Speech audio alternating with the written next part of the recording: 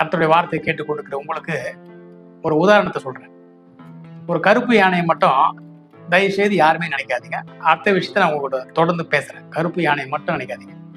சொல்லி முடிச்ச உடனே பார்த்தீங்கன்னா உங்களுக்கு யோசிச்சு பார்த்தீங்கன்னா தெரியும், கருப்பு யானை மட்டும்தான் உங்களுக்கு வந்துட்டு போகும். நினைக்காதன்னு சொன்னது இல்லை, கருப்பு யானைன்னு சொன்ன உடனே கருப்பு யானை உங்க ஃபேஸ்ல உங்களோட மைண்ட்ல வந்துடும். கடந்த வீடியோவில் உங்ககிட்ட சொன்னேன் இல்லைங்களா, அதை நான் மறுபடியும் கண்டினியூ பண்றேன்.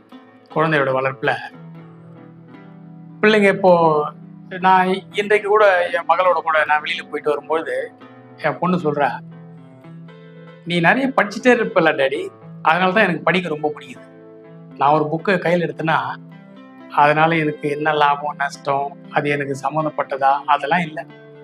படிச்சுட்டே இருப்பேன். அந்த புக்கு முடிஞ்சாதான் கீழே வச்சுட்டு அடுத்த வேலையை பார்ப்பேன். இப்படி கணக்கு வழக்கு இல்லாத எல்லா சப்ஜெக்டையும் கிடைச்ச வரைக்கும் படிச்சுட்டே இருந்தேன். என் பொண்ணு குழந்தையில பார்த்துனே இருந்திருக்கா பார்த்தீங்களா. இப்போ அவளோட என்டர்டெயின்மெண்ட் லீவு இல்லை டைம் பாஸ் பண்ணோன்னா நேராக கிளம்பி அண்ணா லைப்ரரிக்கு போயிடறான். ஏன்னு கேட்டால் என்கிட்ட அவள் பார்த்து கற்றுக்கிட்டு படிக்கணும்னு அது அவளுக்கு இப்போ என்ன ஆச்சுன்னா ஒரு ஹாப்பியாக மாறிடுச்சு. ஆட்டோமேட்டிக்காக படிக்கிறது. அதே போல் எப்படி படிக்கிறது அது வேற. நாளைக்கு எக்ஸாம்னா இன்னி போய் படிப்பா, இல்லை ஆமாம் கிட்டத்தட்ட நாளைக்கு எக்ஸாம்னா இன்னி போய் படிச்சுட்டு 80% அபவ் மார்க் எடுப்பா. எனக்கு தெரியும். என்னன்னா படிக்கிறது ஒரு பிடிச்ச விஷயம் ஆயிடுச்சு. அவங்கள விருப்பப்பட்டு படிக்க வச்சுட்டா அவங்க படிச்சிருவாங்க. படிச்சாதான், படிக்கலைன்னா ஒன்று அவ்வளோதான். அங்கே மிஸ் மிரட்டுறது, இங்கே பேரண்ட்ஸ் மிரட்டுறது, எல்லாமே மிரட்டிகிட்டே இருக்காங்க, பயம் காட்டிகிட்டே இருக்காங்க. தொடாத, அப்பதான் தொடுறது. இன்னொரு கதை ஒன்று சொல்கிறேன் பாருங்க. ஒரு குழந்தை வந்துச்சு. அந்த குழந்தைகிட்ட அவங்க அப்பா ஒரு பாக்ஸ் கொடுத்துட்டு, நான் வர வரைக்கும் இது திறக்காத, ரொம்ப முக்கியமான பொருள், அதுக்கப்புறம் திறந்தா அது ரொம்ப பெரிய விளைவுகள்லாம் சந்திக்க வேண்டியிருக்கும், நான் வந்த பிற்பாடு அது என்னன்னு திறந்து நான் காட்டுறேன், அது வரைக்கும் தொடாத அப்படின்னு சொல்லிட்டு அந்த அப்பா என்ன பண்ணாரு, அந்த ஒரு பொருள் பாக்ஸ் கொடுத்துட்டு போயிட்டார். இந்த குழந்தை அந்த பாக்ஸை வாங்கின்னு, அதாவது இவர் சொல்லி கொடுத்து வைக்காம போயிருந்தா பரவாயில்ல, தொடாத அப்படின்னு சொன்ன உடனே அந்த குழந்தைக்கு தொடணும்னு காது கேட்குது. இந்த பழத்தை தொடாதே, புசிக்காதேன்னு ஒன்று தான். தோட்டத்தில் அவ்வளோ கனி இருந்துச்சு, லட்சக்கணக்கான கனிகள் இருக்குது.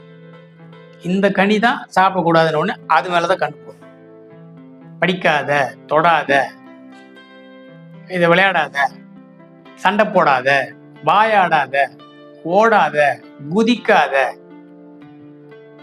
டிவி பார்க்காத, செல்போன் பார்க்காத, பேசாத, ஃப்ரெண்ட்ஸ் வீட்டுக்கு போகாத, எதெல்லாம் செய்யாத நம்ம சொன்னோமோ அது எல்லாத்தையும் குழந்தைங்களுக்கு செய்யணும் தோணும். என்னன்னா நம்மளோட பிரெயினோட சிஸ்டம் எப்படி தெரியுங்களா, ஒரு விஷயத்தை நீங்க சொல்லும் பொழுது உடனே அவங்களுக்கு நீங்க செய்யாதன்னு சொன்னது இல்லை, அந்த விஷயம் மட்டும் அவங்களுக்கு பிக்சரா போயிட்டு மைண்ட்ல நிற்கும். பிக்சரா, நம்ம மைண்ட் அப்படிதான், மைண்டோட அமைப்பு, நம்மளுடைய மனசோட அமைப்பு ஒரு பிக்சரா தான் போய் நிற்கும்.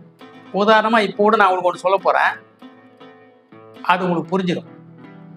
இந்த வீடியோ பார்த்துட்டு இருக்கீங்களா, கர்த்தருடைய வார்த்தையை கேட்டு கொடுக்குற உங்களுக்கு ஒரு உதாரணத்தை சொல்றேன். ஒரு கருப்பு யானையை மட்டும் தயவு செய்து யாருமே நினைக்காதீங்க. அடுத்த விஷயத்த நான் உங்கள்கிட்ட தொடர்ந்து பேசுறேன். கருப்பு யானையை மட்டும் நினைக்காதீங்க. சொல்லி முடிச்ச உடனே பார்த்தீங்கன்னா உங்களுக்கு யோசிச்சு பார்த்தீங்கன்னா தெரியும், கருப்பு யானை மட்டும்தான் உங்களுக்கு வந்துட்டு போகும்.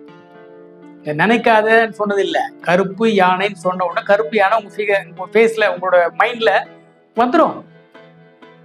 இப்போ திருப்பி இந்த வீடியோல ஒரு 10 முறை 20 முறை கருப்பு யானை பற்றியும் இல்லை கருப்பு சம்மந்தப்பட்ட விஷயத்த உங்ககிட்ட நான் பேசிட்டே இருந்தேன்னா அந்த கருப்புல இருக்கிற எல்லா பொருளும் உங்க மைண்ட்ல திருப்பி வந்துட்டே போயிட்டு இருக்கும். பதிவுகள் நம்ம தானே சொல்லி கொடுக்குறோம், இது பிளாக் கலர், இது ஒயிட் கலர், நம்ம தான் சொல்லி கொடுத்து வச்சிருக்கோம். இந்த மனசுக்குள்ள மைண்ட்ல ஒரு விஷயத்த சொன்னா அது பிக்சரா தான் நிற்கும். நீங்களே வேணா உட்காந்து செக் பண்ணி பார்த்துங்க, அப்போ உங்களுக்கு புரியும். எனவே உங்க குழந்தைங்க கிட்ட அந்த ஒரு பாக்ஸ் கொடுத்துட்டு அவர் போயிட்டாரு அவங்க அப்பா. இந்த குழந்தைங்க அவங்க அப்பா வரதுக்குள்ள இதுல என்னதான் இருக்கும், இதை ஏன் திறக்கக்கூடாது சொன்னாரு? காலையிலேருந்து ஒரே போராட்டம் அந்த குழந்தைக்கு.